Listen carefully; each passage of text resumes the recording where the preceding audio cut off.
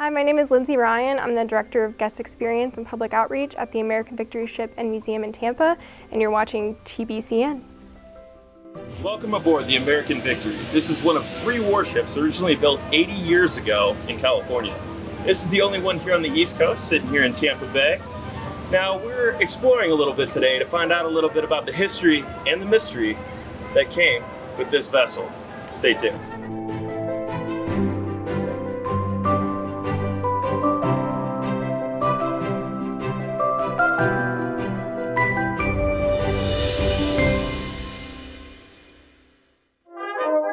Hey there, Jimmy Flintsmith here, and welcome to this episode of Hillsborough Heritage Explorations. Today's guest is Lindsay Ryan. She is the Director of Guest Experience and Public Outreach on the American Victory ship. Is that correct? Right. Yeah, thanks for having me. Thank you so much for being here. So first off, happy birthday. 80th anniversary of the American Victory ship. Is that correct? May 24th. Mm-hmm. So she turned 80 years old. She was launched in California 80 years ago. Wow, so that's amazing. we didn't get to celebrate 75 due to COVID. So we're really going out with a bang for the 80th. So it's exciting. I can imagine so. Yeah. Every ship has a journey and a story. But can you tell us about this particular ship, the American Victory, how it, like you said, it was built in California 80 years ago, and it's traveled the world since then and been in 3 wars. How did we end up in Tampa Bay? Yeah, absolutely. It's a really fascinating story. So the SS American Victory was launched by California Shipbuilding Corporation right outside of Los Angeles in 1945 of May. She went on to serve in the tail end of World War II and then was a participant in the Marshall Plan, so rebuilding of Europe after World War II, and then also in the Korean and Vietnam conflicts as well. And of course, we like to say that she still serves today as a museum, as a training center for first responders, for Sea Cadets, for military organizations. She came to Tampa in 1999. She was in the Reserve Fleet in Virginia, the James River. And we had a group of businessmen, of pilots, of gentlemen in Tampa who wanted to open a memorial to the Merchant Marines. And they thought, what better way to do that than to bring a ship from World War II that they served on. So that's how she ended up in Tampa. That's amazing. That's absolutely incredible. Can you speak of any of the missions she might have been on? Sure. I mean, they're all really interesting. Some of my favorite voyages are actually from that post-World War II during the Marshall Plan, the rebuilding of Europe, taking supplies to places like Ukraine, Italy, just really interesting locations. She went through the Suez Canal on one of those voyages, which I think is really fascinating to think of. I love to picture the ship that's in Tampa in these locations that I might never see, but it's really cool. A little bit more somber, but very interesting, is during Korea, she actually brought home 370 war dead back to the United States, repatriated them to their homes, and 3 of them were actually Floridians. So I just think that's really cool to kind of have that story and that connection. It's of course sad, but it's something that's the reality of ships like this, but it's really fascinating and really moving to think about that, I think. It adds to the roots of the ship here in Tampa as well. Absolutely. So that really brings it home. Yeah, I mean, it's an interesting, Florida connection for a ship that was built in California. That's so cool. This was a cargo ship, correct? Yeah, so she's a Victory class cargo ship. There were 534 Victory ships built during World War II, and then a few of them built right after the war. She's one of just 3 that survived today. So there are 2 in California. We're the only one over here on the East Coast. Okay. So there's the Lane Victory and the Red Oak Victory in California. The Lane Victory is actually a sister ship of ours. So we like to stay friends with all of these ships, but I think her birthday is actually coming up. So we kind of like to have this sibling kind of relationship with that ship. Basically, Victory ships were cargo ships to bring any type of supply that you can think that you need during a war, from trains, trucks, to food, to people. Really the lifeblood of what you need to win a war, essentially. And they were built in the second half of World War II to replace all of the Liberty class ships that we had lost. Some 2,000 of them were built, and so many had been lost due to subs and kamikaze attacks and things of that nature. So we needed to build more, and we are one of them, and we still have one today, so it's pretty neat. How would that work? I guess when it comes down to the fleet, obviously they would probably travel with the actual battleships. Was there a particular formation? Like, were they kind of in the center and like protected at all times? Like, did they have any protective gear themselves? Can you elaborate on what people coming aboard the American Victory might see and experience regarding that aspect of things? Yeah, absolutely. That's a great question. And you're right, they would have moved in a convoy. Okay. So the size really depends on just what they were moving, where they were headed. It could be, 100 ships to maybe 10. It just depends. And yeah, you keep the cargo ships more in the center because they're not meant to fight the battles. The battleships kind of are going to be protecting that cargo that you need so badly. And with these cargo ships, if you've been on board, you've probably seen the guns, and we do have guns on board. And that was pretty much it was an emergency effort thing. So if, cargo ships aren't meant to really engage in battle, but they needed to be able to protect themselves if needed. So we do have 3 guns still on board. There would have been 10 originally, but it's a really cool thing. One of them, their forward gun, actually still moves. So, I love to take the students during field trips up on that and let them, shoot at the cruise ships or whatever it is. They do. They love to do the sound effects and things like that. So. That's pretty cool. And you said there's only 3 guns remaining on this ship. Are they original to the American Victory, or I know you guys kind of work with other ships, historical ships, and is that something that you on the American Victory ship consider original, or is that like parts that you would bring in? Good question. So the ships that we have on board are historically accurate to the guns that we would have originally had on board during World War II. Okay. After World War II, they actually removed all of the guns from these Victory ships. They're heavy. If you're not fighting the kind of war where you think you're going to really need them, World War II was a very different war from Korea or Vietnam. So after World War II, they took them off. And so when we wanted to open the ship up as a museum and kind of restore it to its World War II status, we had to find guns that probably were from other Victory ships to put on board. So we don't really know exactly the original provenience of all of these guns. We do know they're of the era and historically accurate and the same size as the ones that we would have had. And unfortunately, we would have had 8 anti-aircraft guns as well, which we don't have any on board. But we have some of the ammo and some of the other little machines and trinkets, so people can kind of see that vision as well. So I guess everything else on the ship is accurate, or it's all original? I personally have been on board the ship and gotten to see like the captain's quarters and everything, and I was just blown away at how incredibly personal it was. And they have obviously the outfits and the uniforms that you can see when you're taking the tour or just walking around. How much of that is from that specific ship, or like what was the search that you guys had to do to make sure it was as accurate as humanly possible? Yeah. So a lot of the artifacts you're going to see on board, and when I say artifacts, maybe the things that aren't part of the actual feature or construction of the ship, a lot of those are actually donations.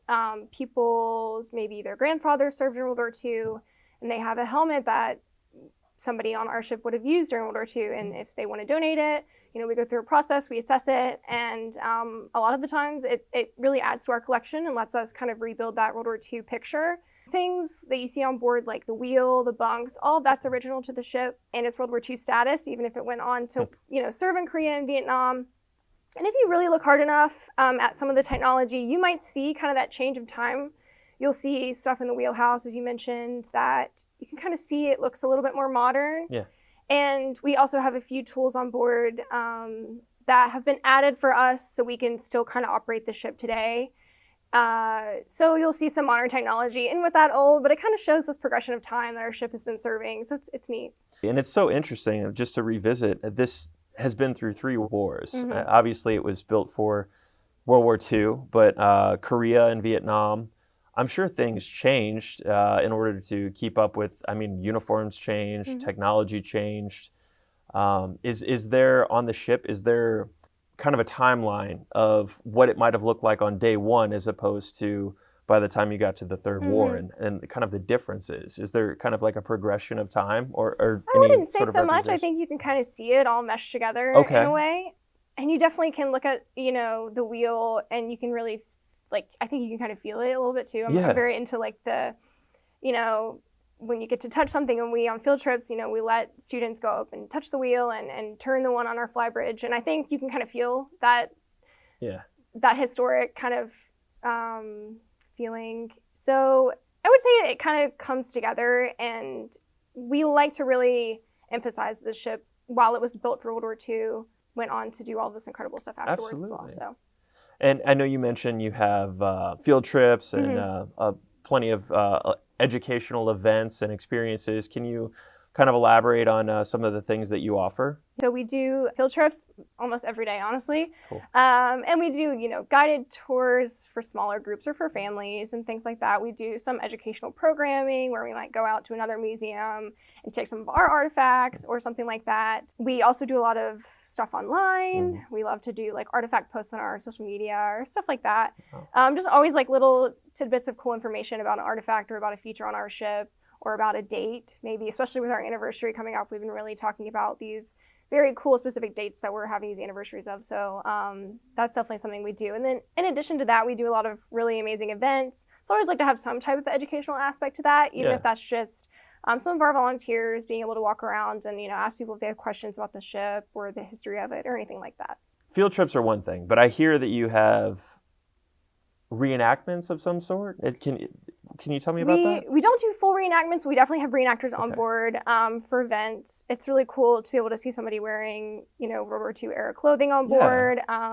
We just had our 80th anniversary celebration on her launch date on May 24th. So we had some really amazing women from the Battling Betties Florida platoon who came dressed as Rosie the Riveter types. Those women who helped construct ships like ours. So we do a lot of fun stuff like that. And sometimes it'll just be a normal museum day. But if there is like Rosie the Riveter Day or some special day, we'll have some people on board who can add a little something special to a normal museum day for us. And obviously getting in costume, that's fun, and it really adds a piece of history that I think people really cherish and love to see.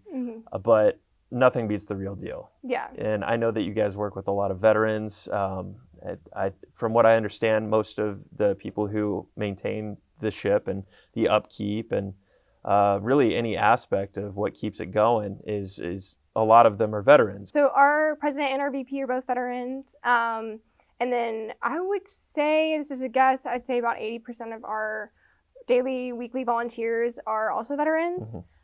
We have veterans of the Navy, of the Army, and then we also have people who were merchant mariners, so they were seafarers in some capacity, whether that be on a cargo ship or cruise ship, or you name it, who just love that kind of atmosphere and that environment. And they really bring this special character to the ship. I think that really works well with that educational aspect and that historic aspect, because they've done a little bit of that kind of work, even if it wasn't during World War II, or sometimes it is. We do have a couple veterans still who served during World War II. So it's really amazing to kind of see them on our ship today and know the stories and hear the stories that they have of serving on ships like this. It's really incredible to be able to work alongside them. We love that you work with veterans. We think it's very important, obviously, for the community and just really keeping that history alive, because who can really give a more accurate depiction than the people who lived it? Which is why we actually reached out to one of the people who helped you out and have helped out for quite some time. Of course, you might know Jim Powell. Absolutely. Well, we decided to pull him aside and ask him a little bit about his experience. So we'd love to explore that a little bit. So let's take a look at what Jim had to say. Hey there, this is Jimmy Flintsmith, and today we have Jim Powell here, who is a World War II veteran and merchant marine. He's going to talk to us today a little bit about his experience being on a fleet and working on a similar ship to this American Victory that we're on right now. First off, Jim, I'd like to welcome you and thank you so much for your service. Thank you. Where do we start? Honestly, please just walk us through your experience. I know you started at a very early age with the Merchant Marines. Can you kind of tell us what that was all about and how you got into that? No, during the Second World War, you could join the Merchant Marine at 16 with your parents' consent. You had to be 17 to get in the military. So in December of 45, I got my Merchant Marine papers under the Coast Guard. And my brother went to what's called Sheep's Head Bay, which was maritime training, and he didn't ship out. So we got together, we got on the ship in January of 46. I spent my 17th birthday in the Indian Ocean War Zone. We came back, they signed the contract, so I got a full union book. With a full union book, I could ship out. So I got in the engine room. From the engine room, I did all the apprentice from sweeping the floor, boiler operator, oiler, and sailed different ships. I sailed some victory ships at that time during the Korean War with the Liberty ship to Korea. When I came back from there, I got my marine engineer's license. And I made one trip to Europe as an unlicensed. I came back and got my license and went back on the same ship. I continued sailing. I sailed 5 years on my license as an engineer on victory ships. And C2 is very similar to a victory, very similar. In 1955, I applied for a commission in the Navy. Along with a commission, put me on active duty. They put me on a victory ship, just like the American Victory. So I was right at home. They were glad to have me. I could visualize the whole ship, not just one department. Yeah. Well, they were lucky to have you because you had so much experience already. Oh yeah, they were glad to have me, I know. Let me ask you this, because I know that the American Victory was a cargo ship, but I think you mentioned maybe that you had worked on a few battleships as well. Well, I worked on a reserve and mothballed battleships in Philadelphia. Sure. I worked on the Iowa, the Wisconsin, and the New Jersey. And now they've all been out of mothballs and gone to different museums. Okay. New Jersey went to the Maritime Museum in New Jersey. But it was good to be able to work on there. And I was talking about the American flag.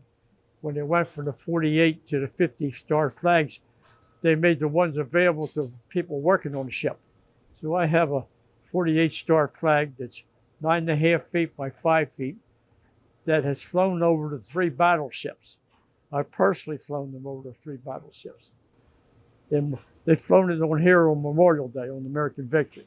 After that, I went to work for the government, for the Veterans Administration. So it's been a good career with the VA. To me, from the day I quit school, everything has been up. People ask me about it, what it's like. You get on a ship like this, it's 450 feet long, 90 feet wide. It's like being in prison. You don't have to go to jail every night.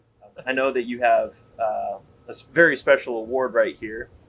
Can you tell us a little bit about this? From what I understand, it's essentially the Medal of Honor for Merchant Marines. Can you kind of tell us a little bit about it? Well, it's not a Medal of Honor, but it's recognition of the Second World Merchant Marine. In 2022, they passed a law to recognize Second World War Merchant Marines with the Congressional Gold Medal. Now, that's not the Medal of Honor. That's the highest medal that Congress gives to individuals. It was great recognition. 2022, the Rough Riders formed up their military formation and presented me with my medals. The ship has been good to me in everything. I've been working on her 25 years, from the beginning. It's been, would give me an opportunity to appreciate what I've accomplished in the Merchant Marine. I think that what you're doing will bring more and more people aboard the ship for years to come. So Good. Thank you so much for that, sir. And thank you for your service. Thank you. I'm glad to do it. It's a truly incredible experience for you to be able to work with so many war heroes and people who have, kept us safe throughout generation after generation.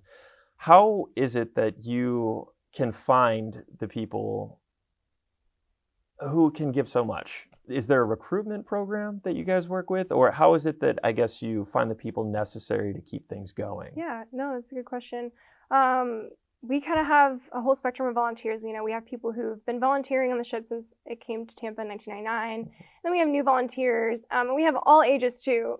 As we saw Mr. Jim Powell, we have veterans who are 90, volunteers who are 90, and then we have, high schoolers who wanted somewhere fun to volunteer for their Bright Futures hours. So we have all types on board, which is a really unique thing as well, to have so many different types of people on board.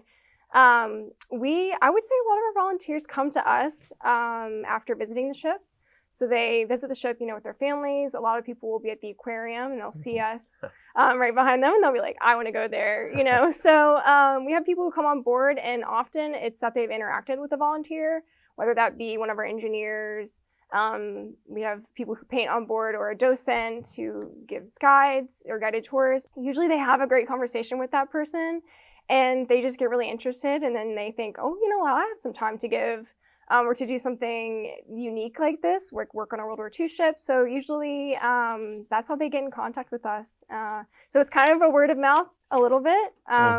But, we're always looking to expand that and reach out in the community and bring more people in. There's been a phrase that you've tossed around a little bit, Mm-hmm. and I've heard it several different ways: merchant marines, merchant mariners. Can you elaborate on exactly what that is? So our ship during World War II and subsequent wars would have been manned by merchant mariners. So merchant mariners are civilian seafarers, essentially. During World War II, they played an incredibly important role, and they kind of don't get the credit I think that they deserve. And that is a really important goal to us, is that when people come on board, if they learn anything, I want them to learn about the merchant mariners and the U.S. Merchant Marine during World War II. They experienced the highest death percentage, actually higher than any branch of the military. Wow. It's just really nice to be able to kind of memorialize them on board. And then, obviously people still work today as merchant mariners, if, even not in wartime. But during World War II, it was such an important role to be able to get cargo to one place to another. And, when they came back home, they didn't get that veteran recognition that maybe somebody in the Navy did. So we think it's important to just uplift them and their stories and their history, whether it be from World War II or Vietnam, or even people who work in that industry today. And to my knowledge, and maybe you can shed some light on this, a lot of these folks who were in the merchant marines, merchant mariners, they were local community who just came to do their part. And a lot of them, some of them, for example, Jim wasn't even of age to be recruited into the military at the time. So it really was a time where people gave what they could. Yeah. And a lot of really young men, really kids, when you think about it, joined the Merchant Marine. Typically, they were kind of fibbing about their age a little bit, but it was just a little bit more maybe relaxed than one of the branches of our military. So they were able to do some work that they thought was important or that they needed to do for their family as well.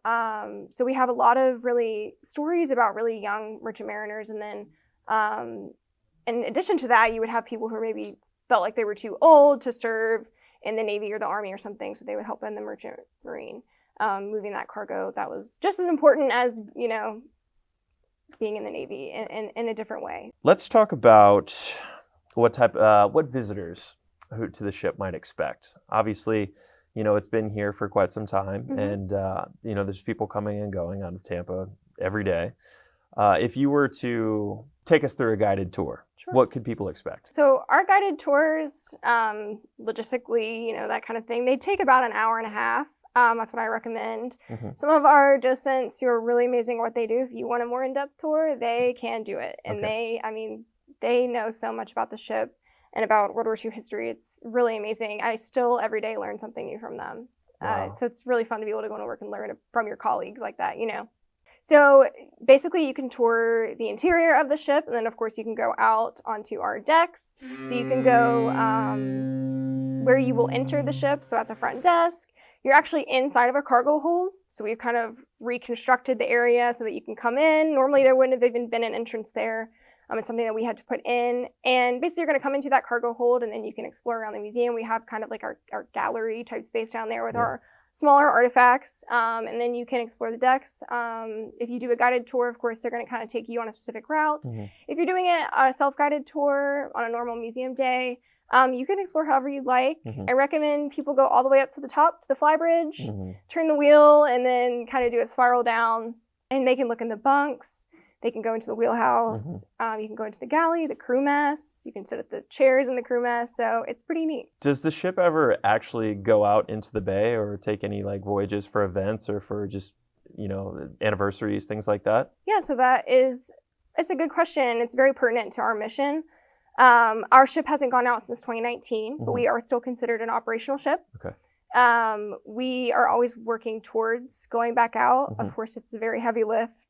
It requires a lot of work and funds, but it is part of our mission, and it's something we're always working towards. And we always tell people to just keep an eye on what's going on for the next time that we do go out, because I think it'll be really incredible.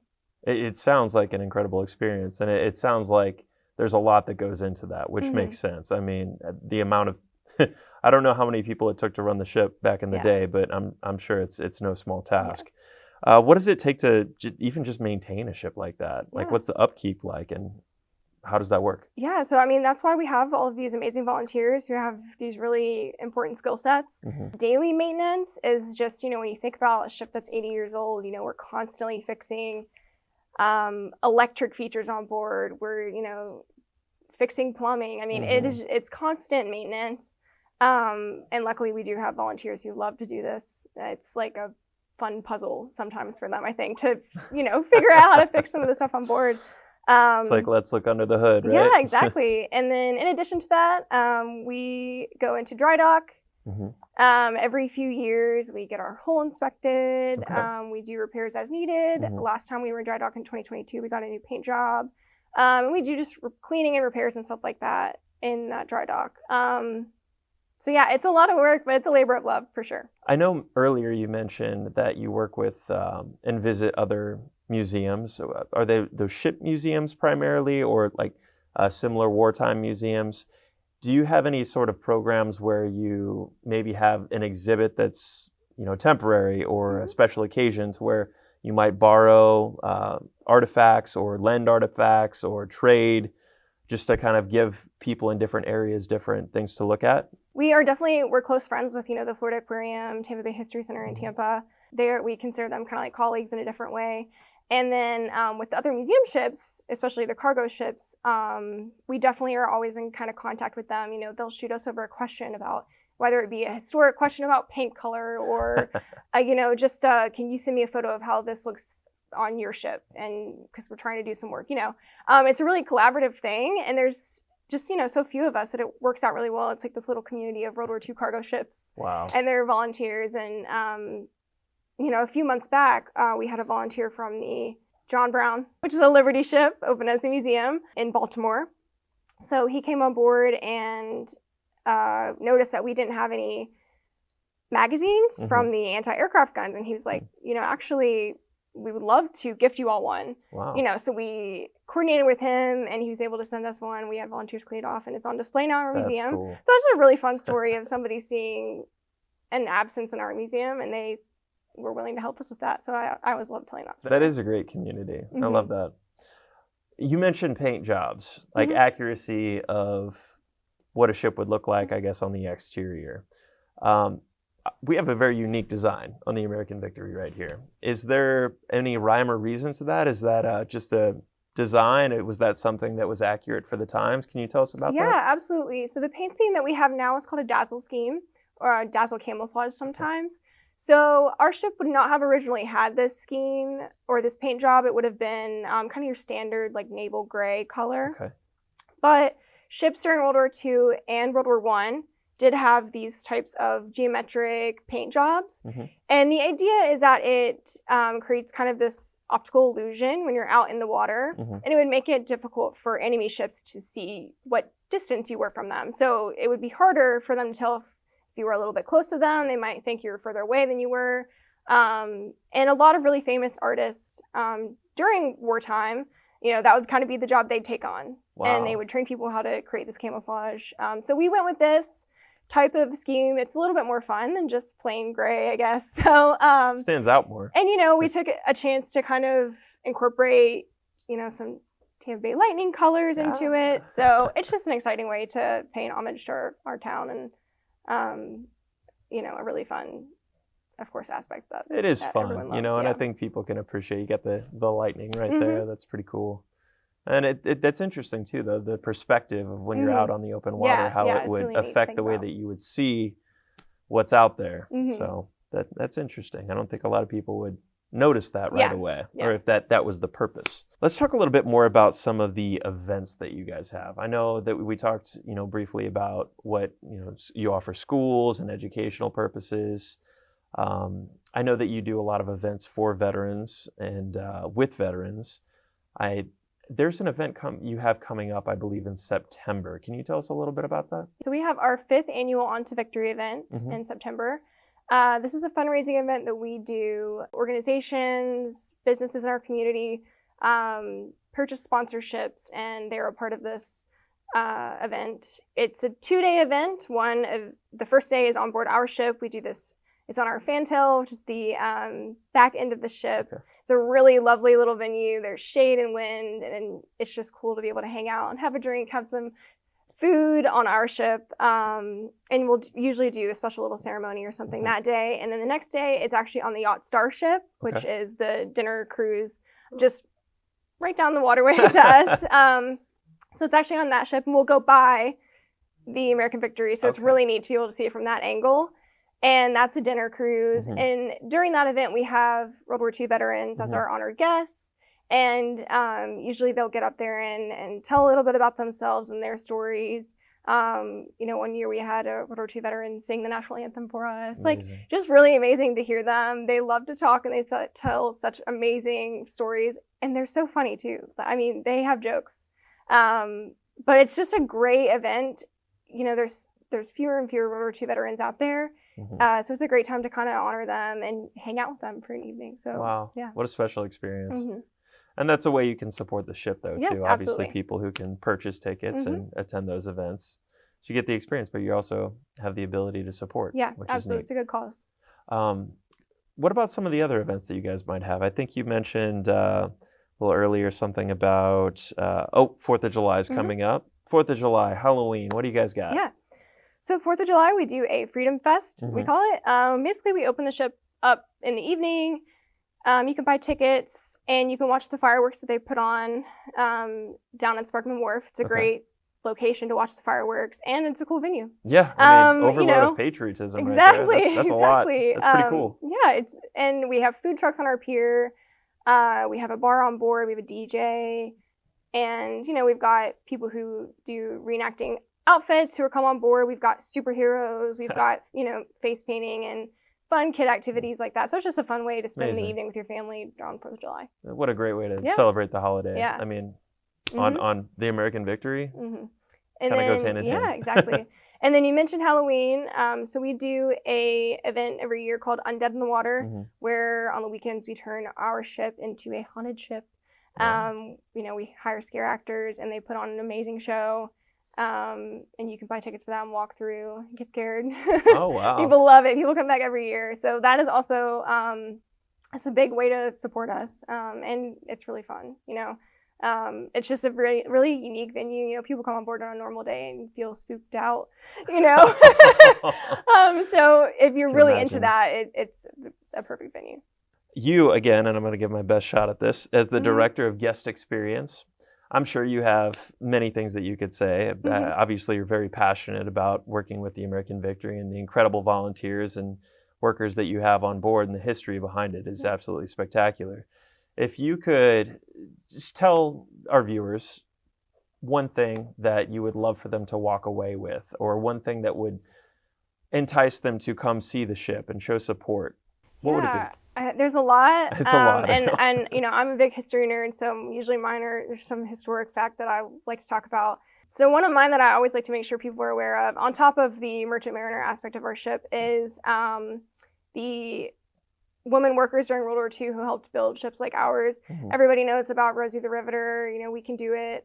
That's where that comes from. Wow. Our ship is not a riveted ship, it's a welded ship, so we like to say we had Wendy the Welder rather than Rosie the Riveter. Her cousin. Yeah, exactly. But we really like to highlight that these amazing women entered the workforce pretty much with no warning, learned these amazing trades so quickly, and built these ships that have lasted 80 years. Wow. So I always like to make sure people go away knowing that fact. I just think that's so cool. You're going to learn a whole different aspect about what went into World War II and the Korean War, Vietnam, all these different wars and all the unsung heroes behind them. Thank you so much for joining us. We look forward to hopefully seeing you in a follow-up, and if not, aboard the American Victory. Yes, absolutely. Thank you so much for having me. This of course. Fun. Thank you so much. Yep, thanks.